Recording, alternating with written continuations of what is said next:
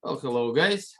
Today we are having basically a lecture about the nervous system, and we'll talk about, you can see here is the center part of the nervous system, that's a neuron. We already talked a little bit about the neurons when we were discussing the tissues. So nervous system overall can be subdivided into two major groups, two major parts, the central and the peripheral one. And all of the neurons will be broken down into three general groups, something which is known as the sensory receptors or sensory neurons, motor effectors, and then there will be intermediate between them. So overall, we have three major types of the neurons. And we'll talk very briefly about the receptors overall. So central nervous system will include brain and the spinal cord. That's pretty much it. And then we'll discuss a little bit about the structure of the brain, structure of the spinal cord today later on. So three types of the neurons. Sensory neurons, they are receiving the signals from the essentially sensors, and we'll talk about the sensors. There will be internal and external one. And then of course there is a motor neurons, they sending the response. So we're sensing the environment and then we're responding to the environment, internal environment, external environment. And this has happened through the help of the interneurons or association neurons, which helps, which basically connecting the sensory neuron to the appropriate motor neuron. And this is basically where you'll find most of the interneurons would be found either in the brain or in the spinal cord. And then, like I told you already, we have something which is known as the peripheral nervous system. And the peripheral nervous system is mostly made out of sensory and motor neurons, while the central part or central nervous system is made mostly of the interneurons. And then we'll talk about the autonomic nervous system, which is basically happens, the signals are coming out from the central nervous system, but it's without our direct thinking. And then of course the somatic, that's the skeletal stimulation of the skeletal muscles, and today we'll talk briefly on how the stimulation occurs overall. So here's what we have. Essentially we have the sensory neuron, the motor neuron, and then the interneuron. So sensory and the motor neurons would be a part of the peripheral system, and the central system is, well, interneuron. So basically the signal goes in one basically direction. We have some sort of sensors, like for example touch, pressure, temperature. That's of course would be external sensors. Could be internal as well. And then the neuron will send the signal through the interneuron, and interneuron will redirect the signal to the appropriate motor neuron to get any kind of response.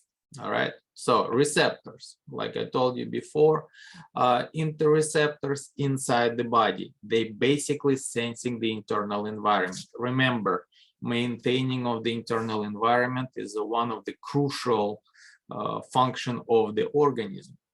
So we're talking about lots of different chemical receptors, specifically pH, like a hydrogen, concentration of the hydrogen, but we also talk about the specific receptors which are sensing the carbon dioxide, right, not the oxygen, and basically carbon dioxide and the pH, but also stretch, contraction, and then there is the internal pain.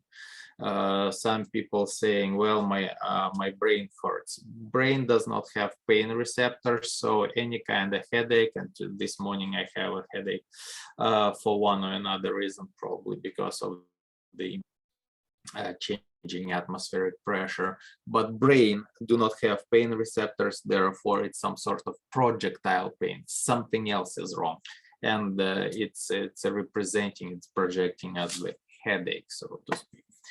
And then, of course, we have something which known as the extra receptors, external, they sensing anything outside. We're talking about the vision, the smell, the taste, which is pretty much the same, the sound, and then touch, temperature, pain, and so on. There is quite a few. Actually, it was like what, 5 senses we have. We have more than that. Much more than that, but in this particular case, that's some of the most common ones, right? And then, of course, the vision, like we already discussed, the color yellow. We don't have the receptors for the yellow color. We just don't. In our eye, we have 3 receptors: gray, green, blue, and red. There is no yellow receptor, so yellow color is actually the interpretation or imagination of our brain, isn't it? Well, we cannot see physically, we cannot see the yellow. So anyway, even though we do see it, right? And then there is a specific type of, it's essentially interoceptors known as the proprioceptors, which are located deep inside of the body, and generally they talking about the muscles. They are making sure that we have a proper spatial orientation, the tendons as well as the joints. It's basically regulating all that, so the muscles are not contracted all the time, etc. So here we have basically the peripheral nervous system versus central nervous system, and again, sensory neurons, internal, external stimuli goes into the pathway, sending it to the brain or spinal cord, and then we'll have some sort of motor pathways, and then it will be divided into 2 large groups: somatic, which is voluntarily, I decide to move or flex my muscle, that's voluntarily, or autonomous. I'm not thinking about, let's say, contracting my heart. That's the autonomic part. And then the autonomic part will be subdivided into 2 really large categories: flight or fight, sympathetic, basically speeding up everything, and they all work on opposite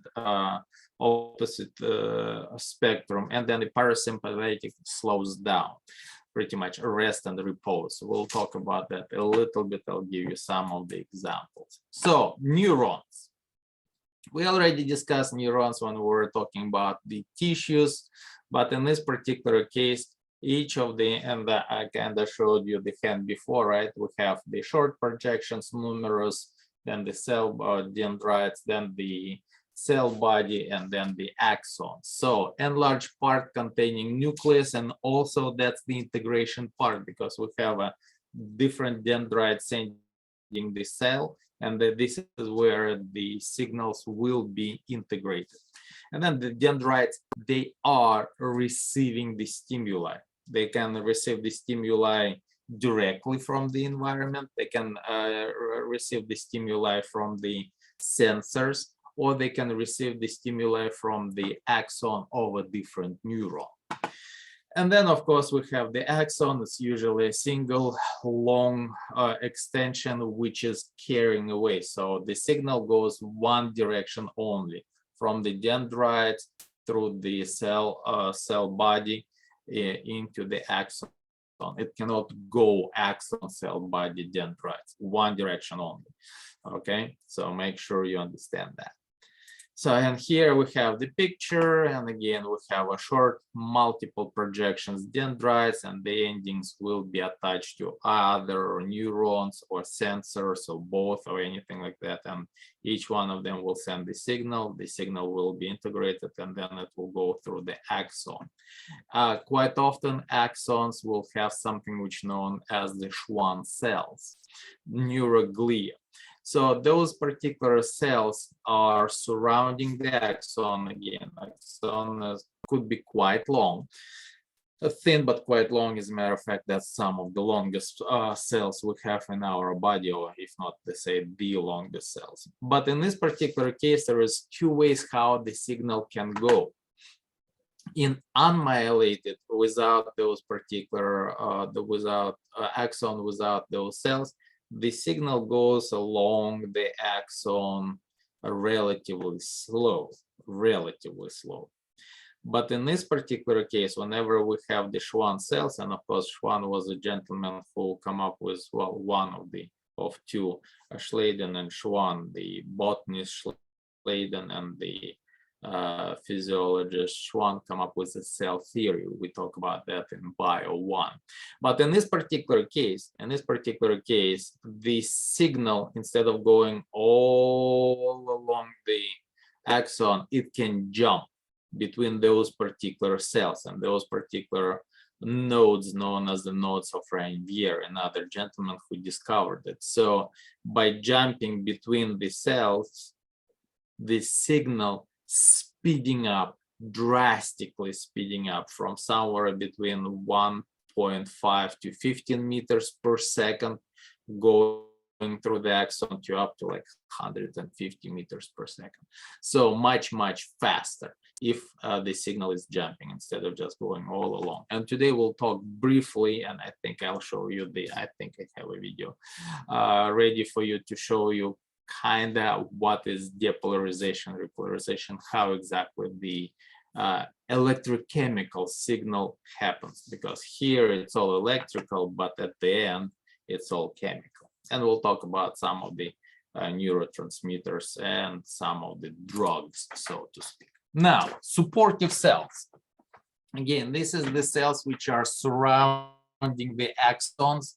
They support structural and functionally, meaning that they feeding it out, basically. So in central nervous system, myelated axons form the white matter. So in the brain as well as in the spinal cord, and we'll talk about the location of the white matter, dendrite/cell body form a gray matter.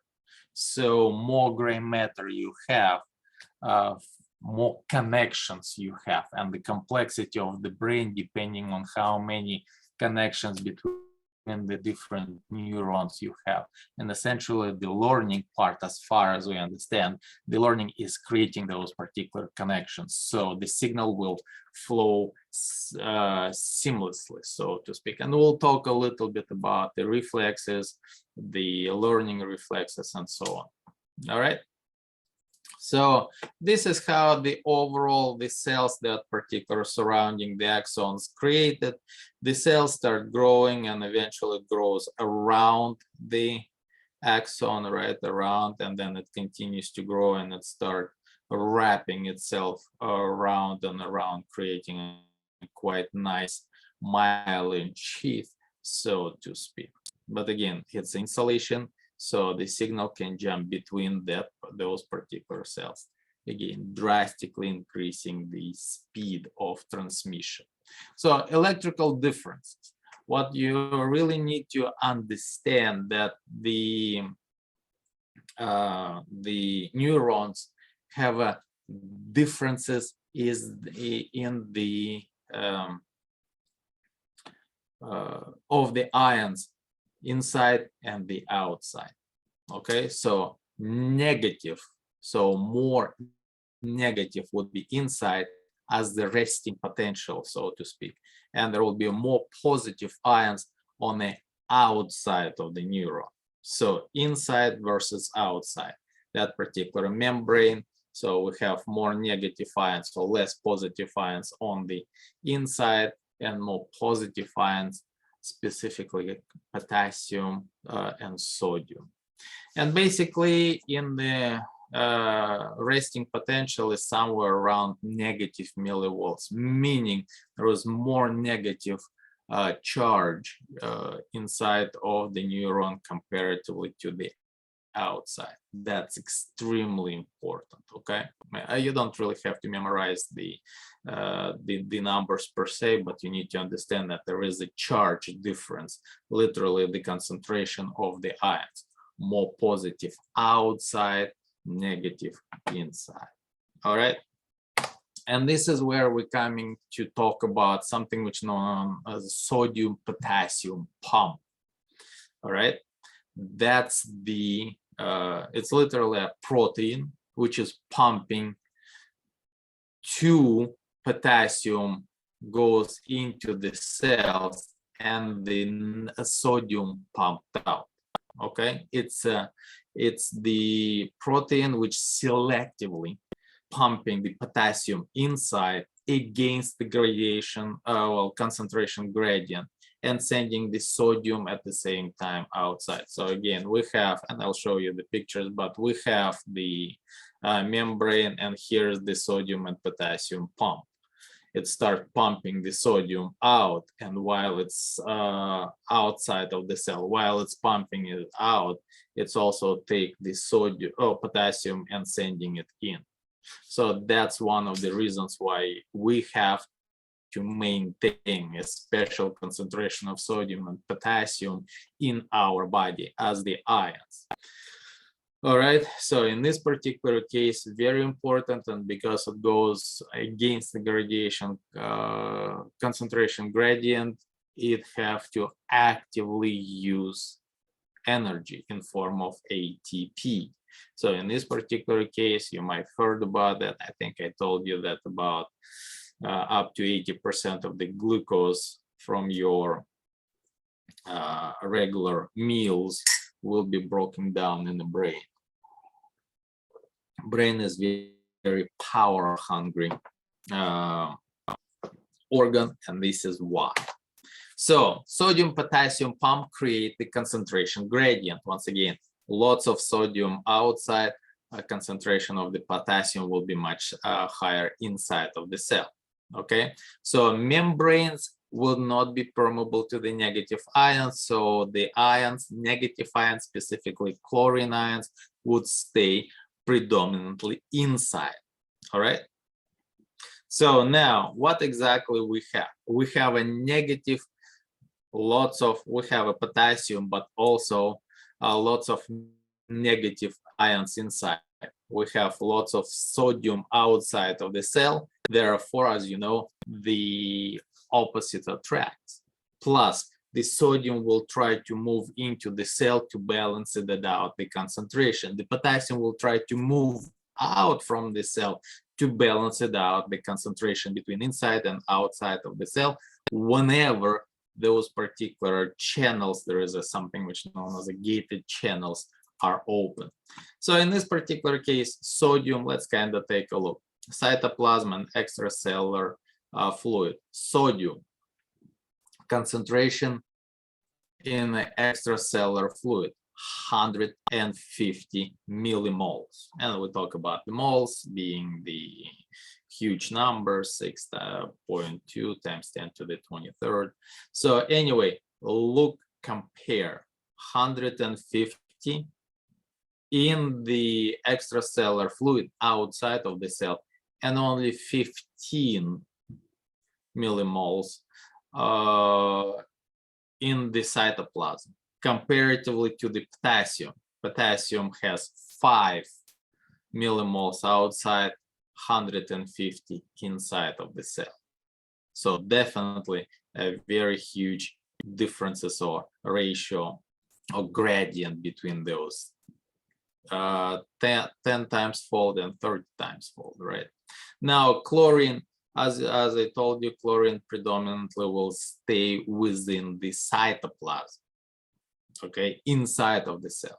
That's one of the reasons why the sodium, whenever it will have a chance, will start moving in. Plus, again, we have a very low concentration of the sodium, so it will kind of be attracted and also try to balance it out, that particular difference in the concentration. All right, so moving on. So in this particular case, this is how essentially it will look like. We'll see lots of sodium outside creating the positive. We have a lot of potassium, but also lots of chlorine inside, creating the negative potential. So the difference between them across the membrane is, again, on average somewhere around negative 70 millivolts.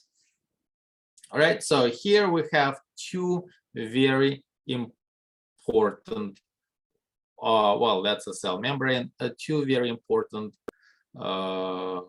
proteins, something which known as the gated channels, as special channels, and at some point of time, it's basically the protein, they will open up and they will let the potassium go outside and then let sodium go inside.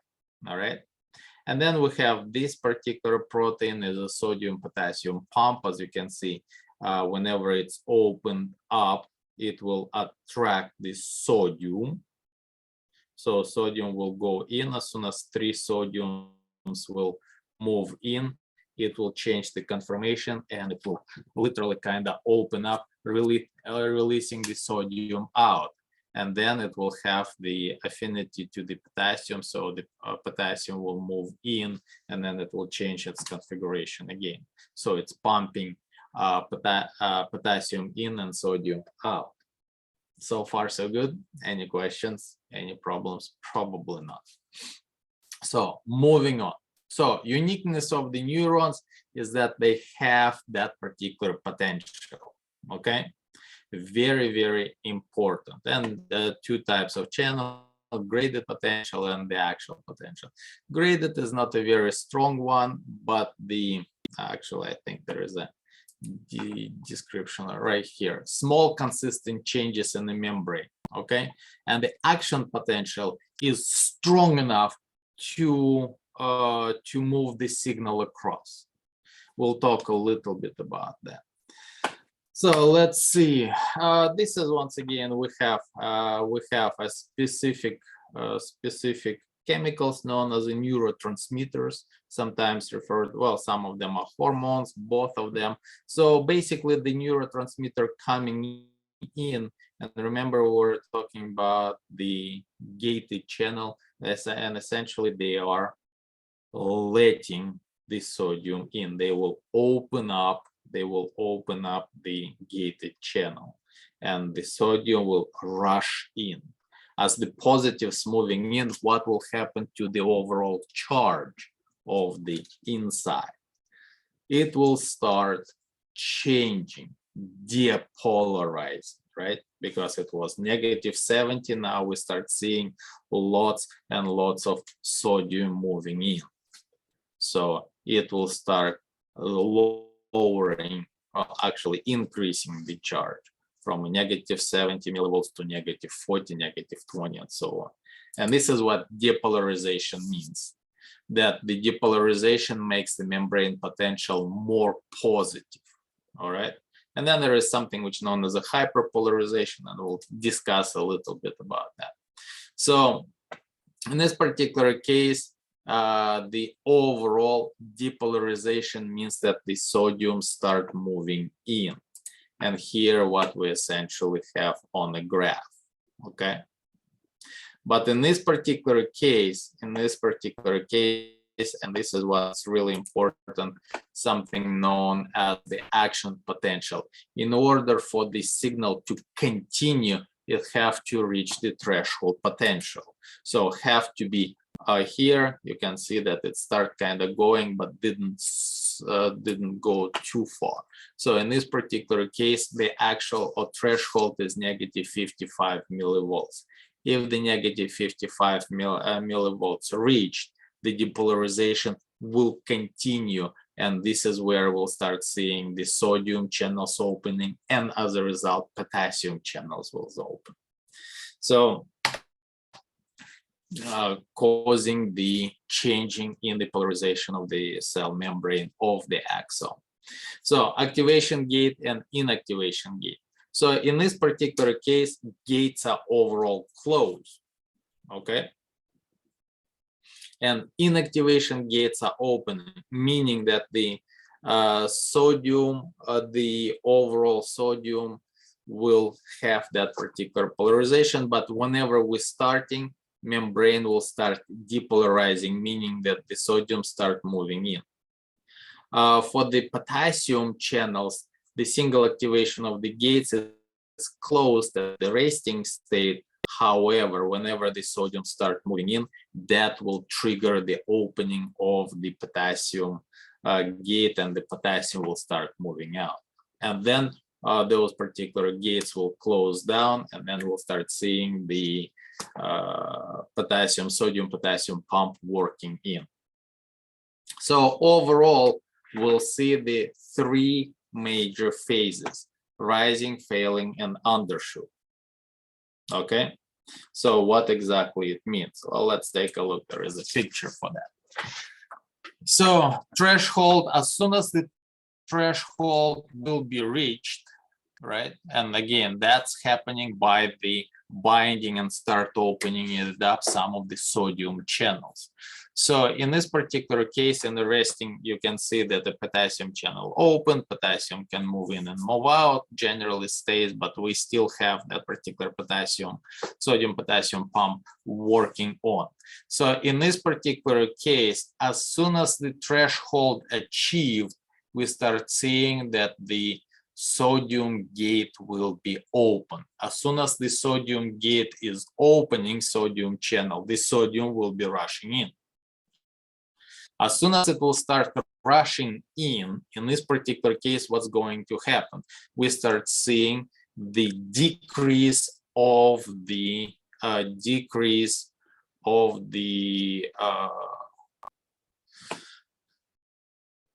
membrane potential, and actually there's so much sodium will move in that it can go up to a positive inside, because there will be a lot of sodium inside. Now, whenever that will happen, we'll start seeing the repolarization, meaning that now we will have the potassium gate start opening it up, and now the potassium will start leaving, because there is way too many sodiums in this particular case. Oh, and during that particular time, the sodium channels will close down. So we'll see sodium closing down, potassium opens up, and the potassium start leaving. Remember, we have 30 times less potassium outside than inside. First, second of all, now it's become positive. They will be pushing out that particular potassium. Okay.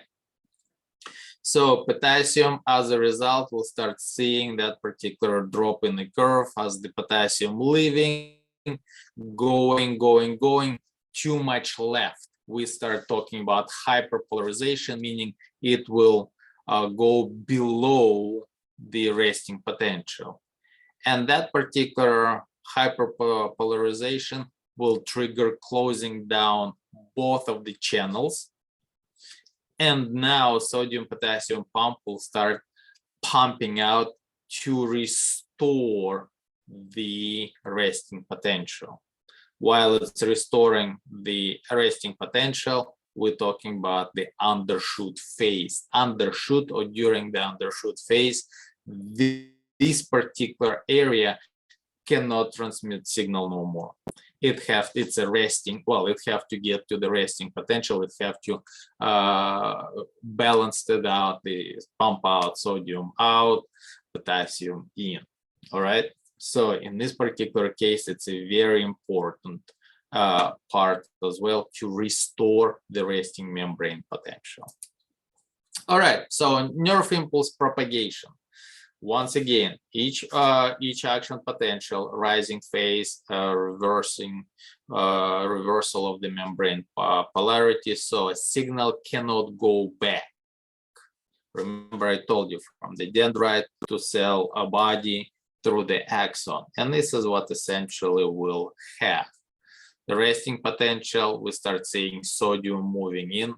As the sodium moving in, it will start triggering the opening of the channels along the side. Then we start seeing the potassium moving out, right? While during that particular time in the next area, the sodium start moving in. So it's a dynamic process, so to speak. So in this particular case, as the potassium moving out, then we start seeing what the sodium potassium pump start working on this area of the axon, restoring the resting potential, and the propagation continues. All right, now velocity. So two ways to increase the velocity, of course, the larger diameter. Larger diameter, less resistance, goes faster, and typically this is the way the invertebrates, such as insects, will have. And then we already talked about the myelating or isolating, essentially, those particular axons, so the signals start jumping instead of just going slow along that. So impulse jump. As a result, that would be another way how to increase the speed of the impulse. So in this particular case, remember, instead of going repolarization, depolarization, restoring all that, it just goes from this, triggers right here, triggers right there, and so on. All right, so much faster.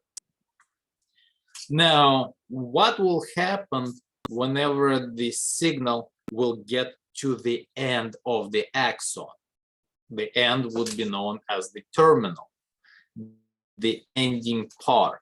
So, and in this particular case, we'll have something which known as the synapses. Synapses where the axon of one neuron will be right next to. They do not physically touch. They have a little gap between them to the dendrites of another neuron or to the effector, like a muscle cell or anything like that. And that particular connection will be known as the synapse. So in this particular case, it's a special junction between two different cells. Again, the end of the axon of the neuron and the dendrites of another, or the muscle of another, or any kind of gland, whatever it might be.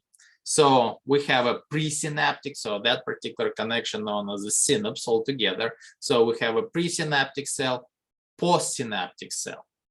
All right. And there is two basic types, electrical and chemical. There will be a special chemicals known as the neurotransmitters, which will be produced by the presynaptic cells, will be released into that particular synaptic gap and will be accepted by the postsynaptic cell. So in this particular case, electrical synapses involve direct cytoplasm connection. That's the by the two cells, relatively rare in vertebrates. We have them in the vertebrates, specifically, let's say, in the mollusks, cephalopods like octopi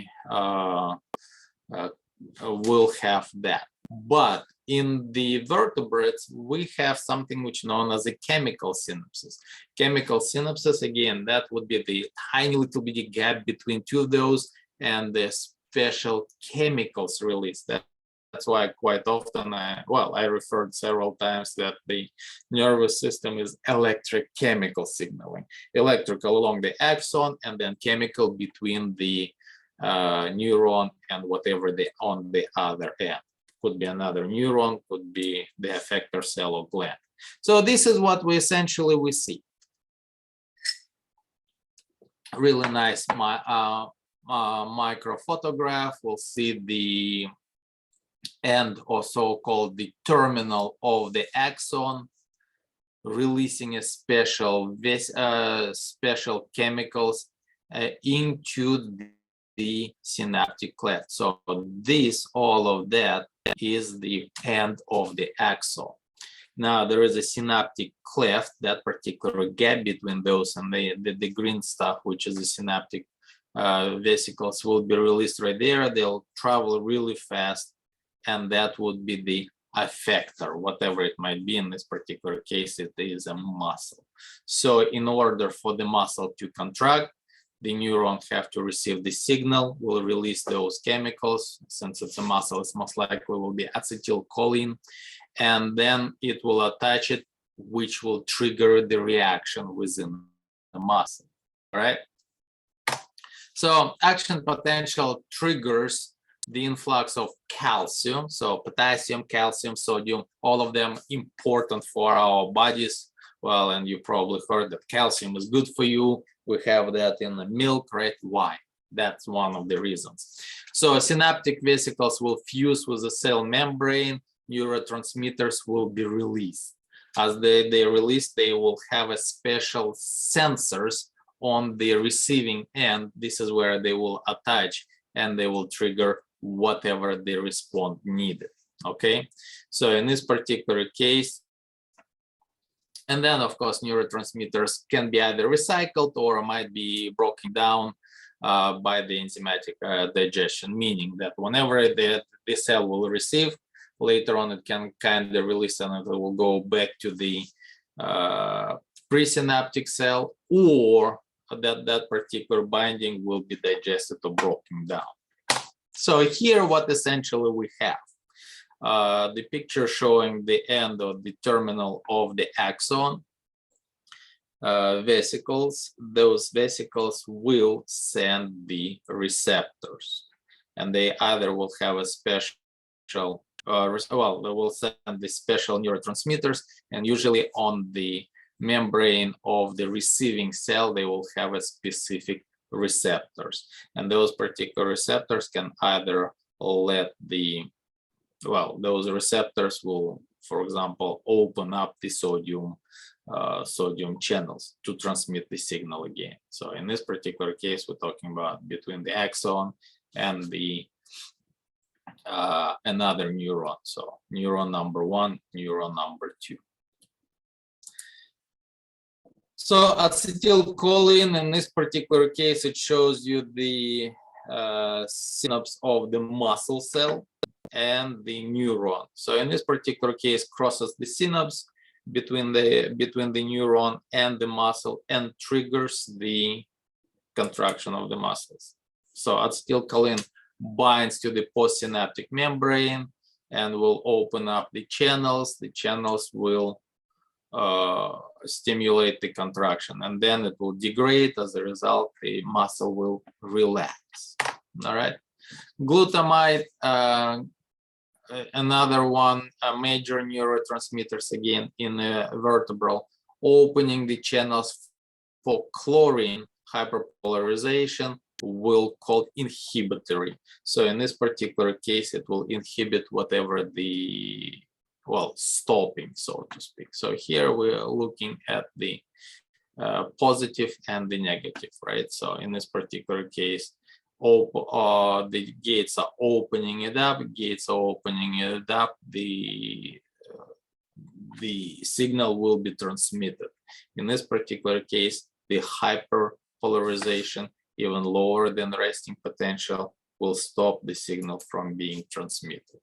So there is quite a few different neurotransmitters, biogenic amines, something which is known as epinephrine. You probably heard about those ones.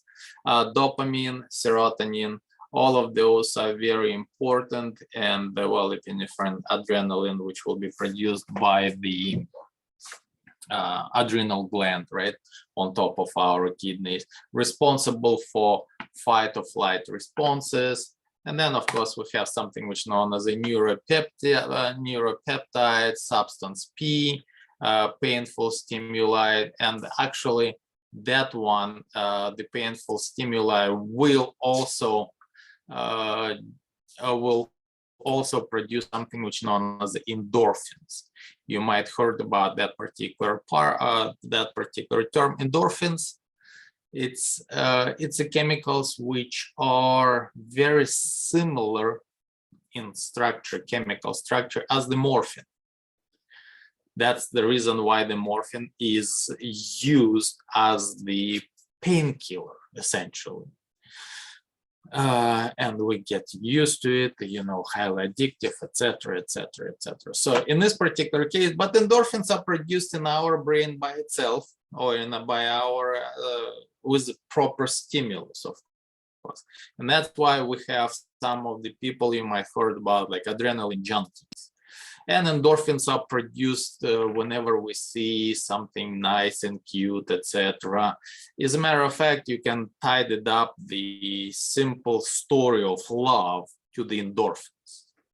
Basically, what happens whenever you're in love, your object, whenever you literally see the object of your love, whatever it might be, your brain sending the signals and the brain releasing the endorphins. You're in love, you everything is great, the very nice weather outside, you are happy, Why? Because you just got the literally injection of the endorphins by your brain into your brain. You're happy. Everything is good. Until whatever your object of love is, he or she, it might be not going there. Whatever it is, broke up with you. Then what? You're heartbroken. You're very sad. You are in depression. Why? Very simple. Your brain get used to receiving those particular endorphins by literally just seeing that particular object of your love, and furthermore, whatever it might be. So in this particular case, you're not getting, you're going literally through the chemical withdrawal. And that's why some of the people start getting into the like stalking. They just need to see that particular object of love just to get a little bit of endorphins. And same thing happens to the people. You might heard that some people really like pain. Why they really like pain? Because pain will trigger the production of the endorphins. Anyway, so yes, depolarization and hyperpolarization, remember that one is stimulating the propagation of the signal, that one will stop. So very, very interesting part. So here we're looking at the cell body with the axon from a different neurons. So now synaptic integration, very important. And in this particular case, the spatial summation, again, cell body receiving the, or dendrites receiving from the multiple, well, they're receiving multiple stimuli, or temporal stimulation, one dendrite producing repeated positive signals. All right. So drug addiction, we just talk a little bit about the love, which is essentially can be simplified into something which is known as the drug use. But in this particular case, that's internally the use of the drug. So in this particular case, prolonged exposure to any kind of stimulus, or most of the stimulus, will cause cells to lose the ability to respond it too much. It's becoming literally like a white noise on a chemical level. Cell decrease the number of receptors. So in order to receive the same amount of output, you have to do what? To increase the dosage. That's one of the reasons why many of the people will up the dosages for the drugs, for example, and then might even die from what? From OD, overdosing, right? So now, let's say cocaine, you might heard about that. Basically goes into a neuron in your brain pleasure pathways. As a matter of fact, I think in 50s or in 60s, there was a quite interesting experiment has been done with the laboratory animals, I think the rats. So we have a pleasure center in our brain, and the scientists were able to embed the electrodes in the rat brain right into the pleasure center. So far, so good? Yes. And then they showed the rat, you're pressing the button, you're happy. You stop pressing the button, happiness is over. There is no affecting the pleasure. Well, there will be no pleasure, literally pleasure. But as soon as you pressing the button, as soon as the rat pressing the button, pleasure resumes. So what the rat did? Press the button. I am good. I am feeling great. Pleasure all the time. Those particular rats died from what? Well, not starvation per se, no water. Basically, they die from thirst. Even though in the same cage there was food, there was water, but in order to get to the water, the rat had to let go of the button. Nope, don't care about food, water. I'm feeling good until I die, but at least they died happy, right? So in this particular case, this is what the cocaine does. It goes in and it's blocking the entrance or re-entrance of the dopamine. So whenever the dopamine released, it's supposed to go back. Instead, it stays in the synaptic cleft. It stays in the synaptic cleft. It's a continue to invoke that particular pleasure. All right, very, very potent. As a matter of fact, it has the affinity to the dopamine receptors. So in this particular case, and this is how the pleasure is achieved. So in this particular case, we're looking at the two different chemicals. One of them is cocaine, right? That's this. That one is, as you can see, chemically, the structure is very similar. That one is the synthesized. It's not this, well, technically it is synthetic drug, but it's not as potent as the cocaine. Therefore, it's a medicinal drug to combat the depression. It's a Ritalin. But as you can see, chemically, they're very, very similar. And technically, yes, you can prescribe cocaine, against the depression. Technically, I'm not saying you should, but technically you can. It will combat the depression. Of course it will. However, in this particular case, the cocaine is highly addictive and you will need to up the dosages over and over and over again. With the Ritalin, it's a medical drug, so well, you'll have to get the prescription for that. Is it addictive? Well, big pharma is not really saying it is addictive. However, they say that if you'll abruptly stop using it, then what happened? Well, you might have depressive thoughts of the suicide and so on. So you might kind of go through the chemical withdrawal. So nicotine binds directly to a specific receptors, particular acetylcholine, and then it's basically makes the fewer receptors bind. So yeah, it's but again, highly addictive.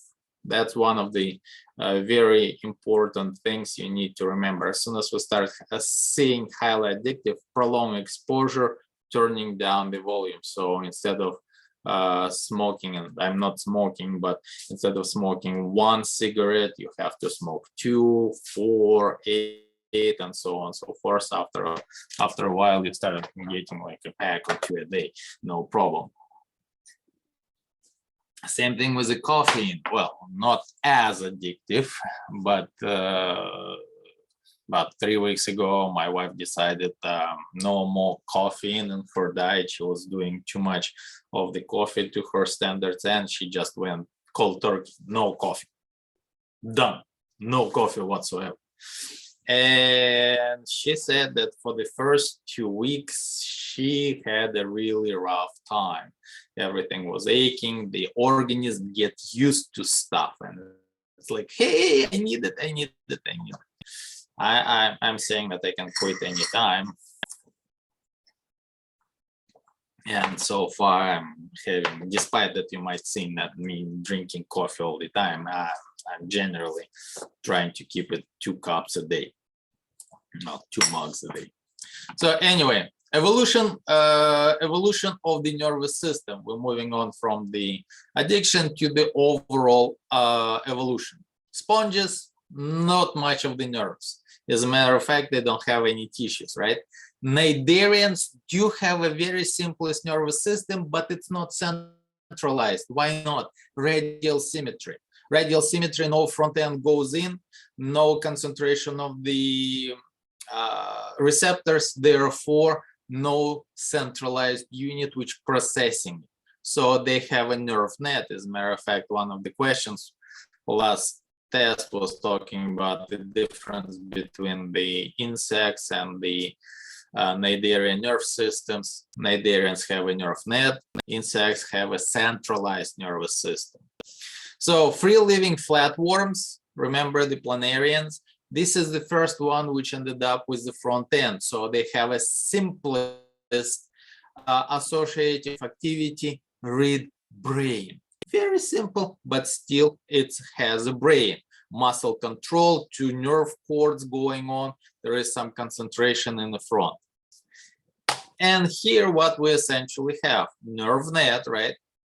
Echinoderms, our closest relatives, well, from the evolutionary point of view, comparatively to the other file, don't have the brain as well. Why? Radial symmetry. Radial symmetry, no front end, no centralized nervous system. No centralized, because they're receiving the signals from everywhere at the same time. However, arthropods will have a brain. It's not as complex as ours. Don't get that. But it's still a brain. It's receiving. They have tons of very acute sensors. So it have to process it.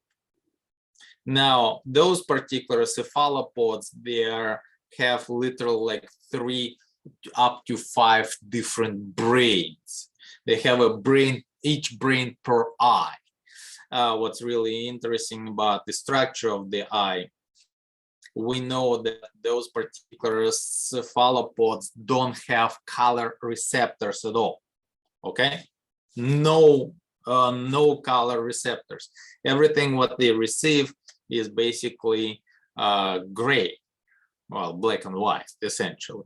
However, because of the very specific, as far as we understand, because of the very specific eyes and specific brains, which are processing the information receiving from the eyes, they can recognize the colors.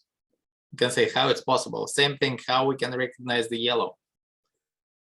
Brain makes it up. So in our particular case, our brain making up the yellow, right? In their particular case, their brain makes up all the colors. And then, of course, we're looking at the human being or any kind of vertebrate mammal specifically. We have a cerebrum, very complex, and then the spinal cord with the peripheral nerves coming out, and we'll talk a little bit about that. But from no nervous system in sponges into a nerve net, and as soon as we start seeing the front end, the head, we start seeing associative neurons creating a simplistic form of brain. As soon as we're bilateral, as soon as we're going back to the radial symmetry, we start seeing no centralized nervous system. Very important, might be on the test, by the way. The final test, that is, right? So vertebrate brain will be subdivided into 3 major parts: hindbrain, midbrain, and forebrain. So in fishes, hindbrain is the largest portion. That's why quite often in our particular case, hindbrain referred to as the ancient or fish brain. Midbrain will process the visual information, extremely important for us. And then the forebrain process olfactory. What does it mean? Olfactory, smell or taste, chemicals. That's the first sense we have. Very important. One of the, well, that's the ancient, probably the most ancient type of the information we're receiving. Before very acute eyes, you still can see or can smell your way around, so to speak. So here what we have in this particular case, hindbrain, and essentially the end of the hindbrain or the beginning of the hindbrain is a spinal cord. This is where we have a cerebellum. Cerebrum, cerebellum. Cerebellum is maintaining the spatial recognizing the spatial orientation of our body. You probably heard about the medulla oblongata, right? All of that is essentially the part which we do not think. That's the automated part of the brain.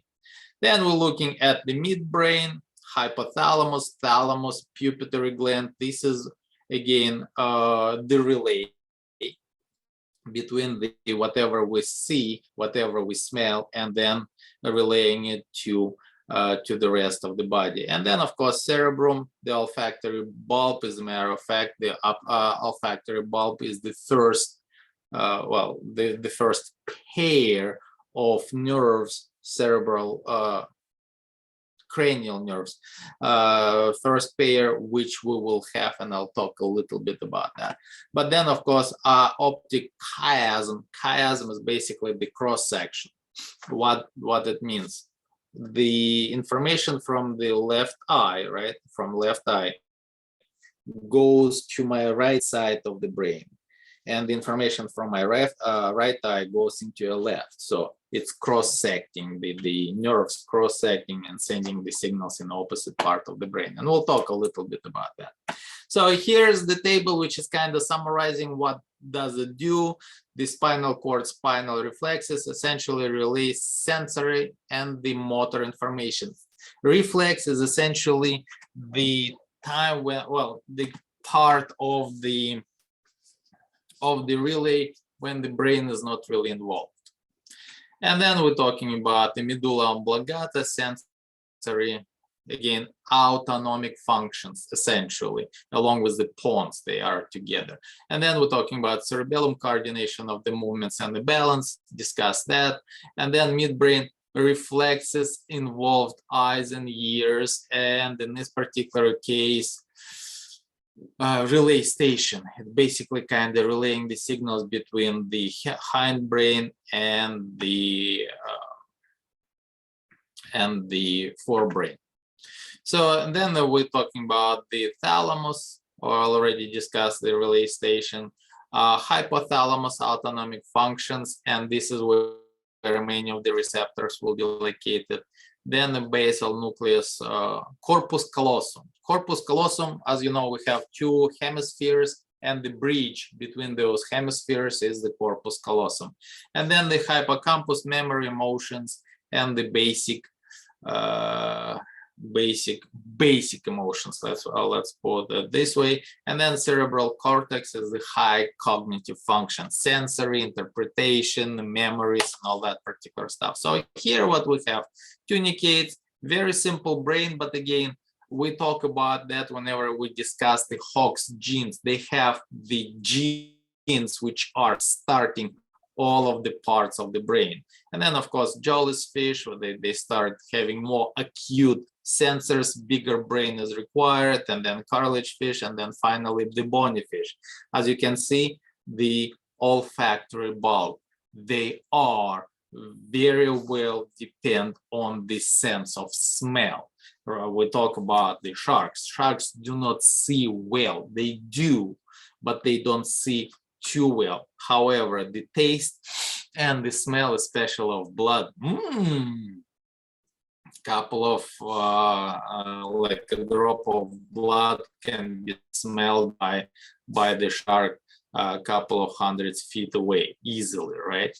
And then, of course, we start seeing amphibians. Amphibians come out on the dry land. So now we start seeing that the front end start growing, increasing, because we start depending more on our eyes as well as the ears, etc.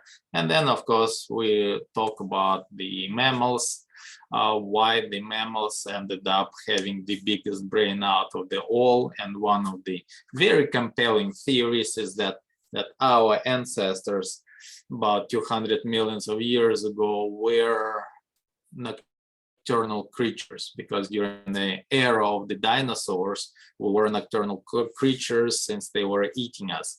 Well, our ancestors, not us, well, us as mammals.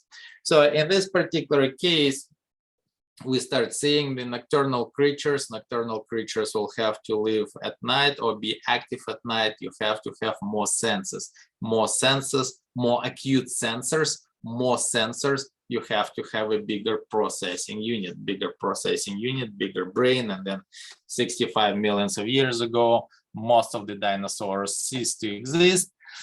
And the mammals decided to take over the world, which they did quite nicely. So forebrain, don't really have to worry much about that. That's for the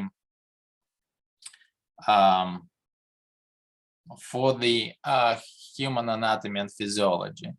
But composed of two elements, diencephalon, telencephalon. So in this particular case, cerebrum in mammals, meaning that's the biggest part of the brain, and thalamus and hypothalamus are essentially the integration and relay center between what? Between the thinking and the any kind of activities, so to speak. So here we have a cerebrum increased in brain size, and humans have one of the largest brain comparatively to the size of the body.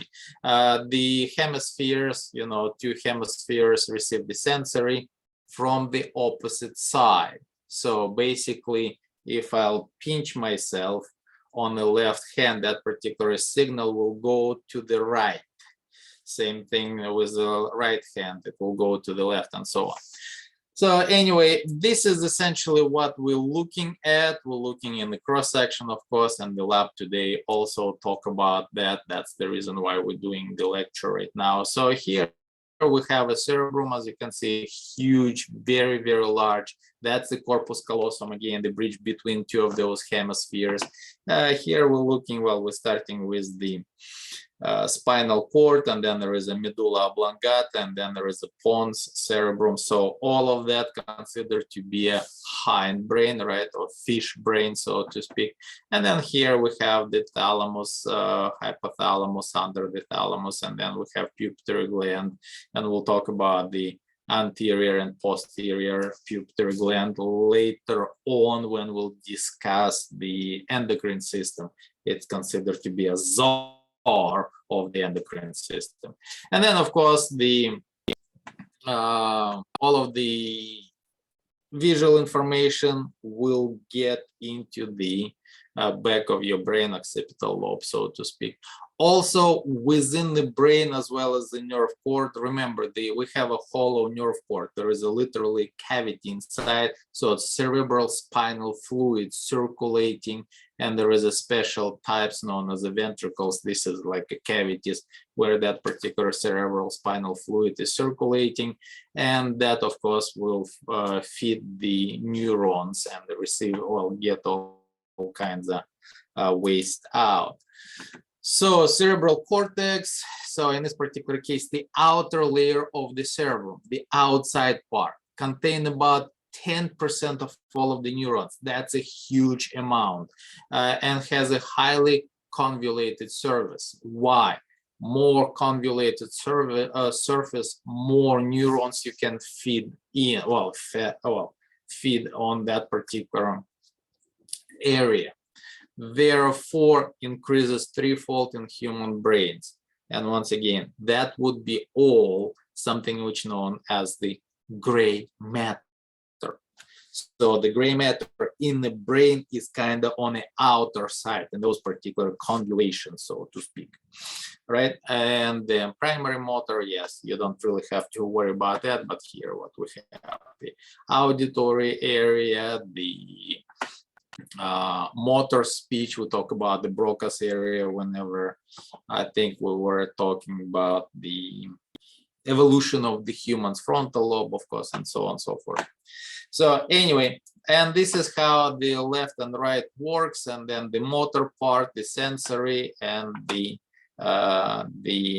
responses. So thalamus, hypothalamus, we'll talk about that a little bit more whenever we'll discuss the endocrine system.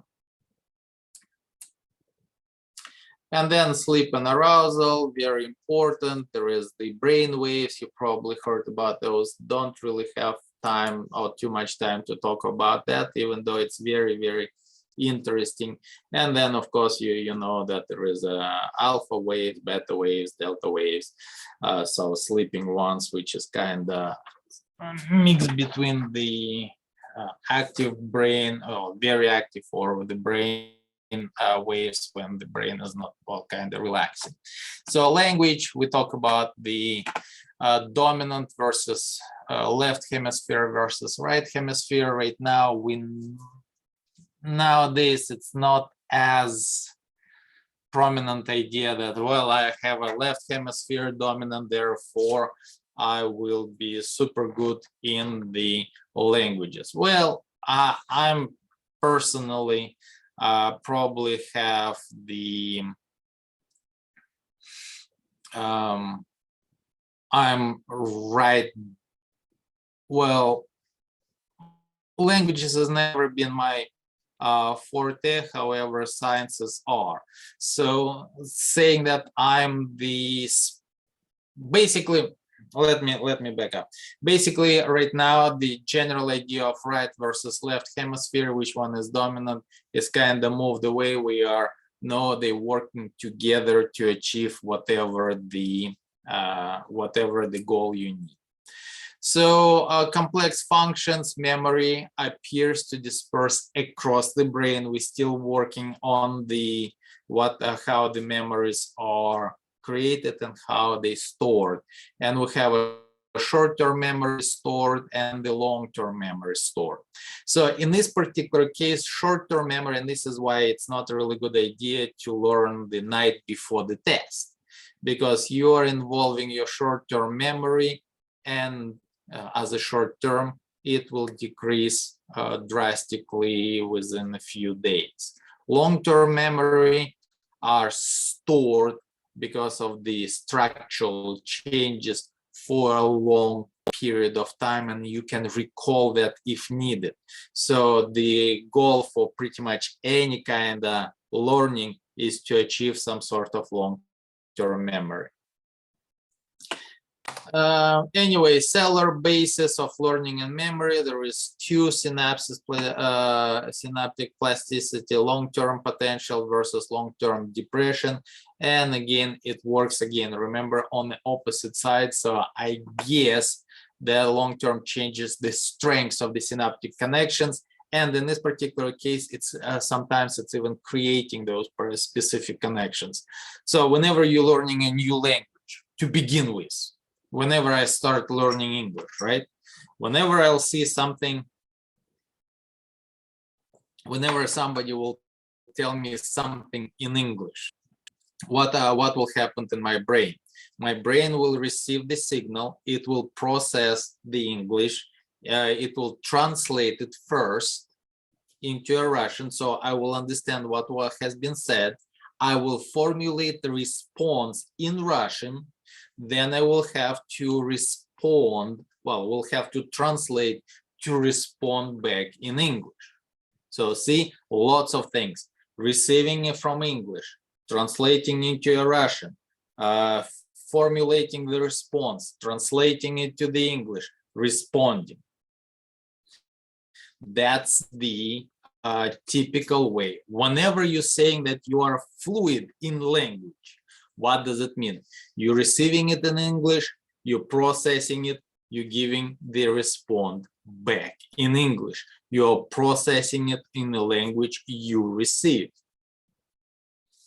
by creating a specific synaptic connections. If I'll receive the signal in Russian, I will respond most likely in Russian. With my kids, with my wife, since I know both of I know both of the languages, I can use Ranglish, right? Russian mix of Ranglish and English, and they will understand what I'm talking about. If I'll start talking about in Ranglish to my mother or my father, like, speak Russian, please, because it will take them longer to try to process whatever I'm trying to say. Anyway, so here what we're looking at the part Alzheimer's. You probably heard about that, and as far as we understand, and we're still working on it, it's not as clear cut, but two causes. Nerve cells are killed from outside in. There is a special protein which might destroy the cells. And then the nerve cells are killed from inside out. There is a specific proteins for that. High proteins of either or might lead to the Alzheimer's diseases. Why and how they produce, we are not exactly sure. So spinal cord, Spinal cord, again, that's extenuation, or if you think about it, it's a part of the central nervous system, of course. And in this particular case, remember, the brain has the gray matter on the outside, white matter inside. You'll see it in the lab. The spinal cord, on the other hand, has the opposite. The interneurons will be inside. All right. And then, of course, it will enclosed in vertebral column, protected by a special layers. This is the layers known as the meninges. You might have heard about the meningitis as well. The brain is also covered by the meninges. Meningitis, what exactly it is? A specific type of the bacteria, a nasty one, which will get inside between and will create the inflammation, which is left untreated, most likely will be fatal. So composition of the spinal cord, the inner zone is a gray matter. The outer zone is a white matter. It looks like well, the gray zone look like a butterfly. You will see the cross sections in one or next slide. But in this particular case, it's information pathway or highway. It's receiving the signals and sending the signals to the appropriate effectors. For example, knee-jerk reflex monosynaptic, meaning what? Do not really involve brain. You can actually think, I don't want to jerk my knee, you know, whenever you are bending the knee, and then the little hit on the well, below the patella will jerk the knee. In this particular case, you can say, I don't want to. You can think, I'm not going to jerk the knee. It will still happen because, once again, in this case, there will be no activity. Well, no signals will be sent to the brain. So most reflexes are single interneuron, and we'll talk about that. So here we go. So here's the cross section of the spinal cord. Again, this is the channel where cerebrospinal fluid going in. That one look kind of like a butterfly. That's a gray. Everything else is a white matter. And in this particular case, stimulus sending the signal goes and sending straight to the skeletal muscles.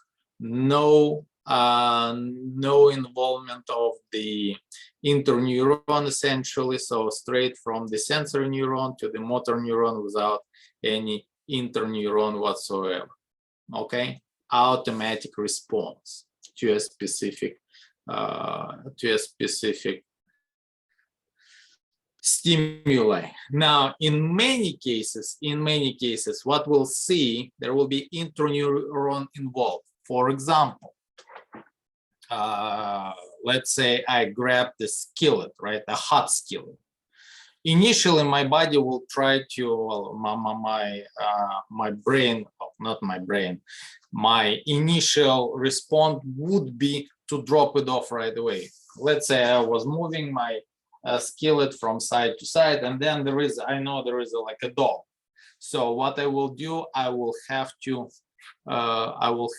break down my initial response to drop the hot skillet as soon as possible, and then override. This is what the interneurons are needed for.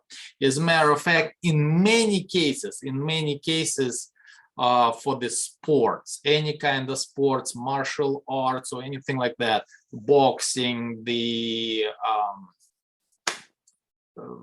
pretty much any kind of repetitive sports, gymnastics, what exactly are we creating? Something which is known as a muscle memory. What exactly is muscle memory? Your body knows what to do without involving the brain. As a result, the response would be much faster. So kind of go through the spinal cord without involving our brain, because whenever you are involving the brain, it will have to go in, have to think, respond. As a result, we'll have the thing, well, we have a longer time. And this is what reflex is. Whenever you have a specific stimuli and your body already know what to do. You're coming in, let's say if I'm in somebody else's house, I'm coming in into a bathroom, I will be automatically looking, well, kind of start looking for a switch. Even though I don't know where the switch is, it should be inside. Like whenever I'm going back home, I'm going to my mother's house and I'm entering into the restroom and I try to find the switch, and then I remembering that I'm in Russia, the switch is outside. I have to go back, turn it on, and then go in. And here I'm coming in and I'm flipping the switch inside of the restroom. That's the automatic response. That's a reflex. I kind of get used to it. My body does that without thinking. So composition of the peripheral nervous system, nerves and ganglia. What ganglia is the concentration of the nerves, nerve bundles, aggregation of the nerve bodies. You might heard about the funny bone, right? What the funny bone is. It's not actually a bone. There is a special nerve which goes along the bone. So whenever you're hitting it, which is kind of not funny, it's funny for everybody else, that's actually hitting the neuron itself. So anyway, function, of course, is receiving the information and then sent to the appropriate effectors. This is the cross-section of the nerve. See how many neurons a single nerve has? Lots and lots of it. Because remember, first of all, the information can be passed only one way. So in order to pass it back and forth, you have to have the neurons which are taking sensory neurons and then the motor neurons. And also some of them will be doubling or tripling the information received. So sensory neurons already kind of talk about that. Axon enters on the dorsal side on the spinal cord. And then the motor neurons will be basically will have somewhere on the ventral surface, and the cell bodies will be located in the spinal cord. Somatic nervous system, it's the one which we can consciously command, including some of the reflex actions without much of the consciousness, but we can learn those reflexes, right? And then autonomic nervous system, that's we do not do anything about that. We don't really, it's basically automated. So in this particular case, we have something which is known as the sympathetic and the parasympathetic, and then medulla oblongata would be a part of that as well. But in this particular case, let's kind of take a look. So here we go. Somatic generally will refer to the skeletal muscles, exciting, always a signal in this particular case, and the neurotransmitter acetylcholine. Now, on the autonomic, could be a cardiac muscle, could be tons of small muscles, which we don't really have the conscious control of, or endocrine glands. Now in this, or exocrine glands.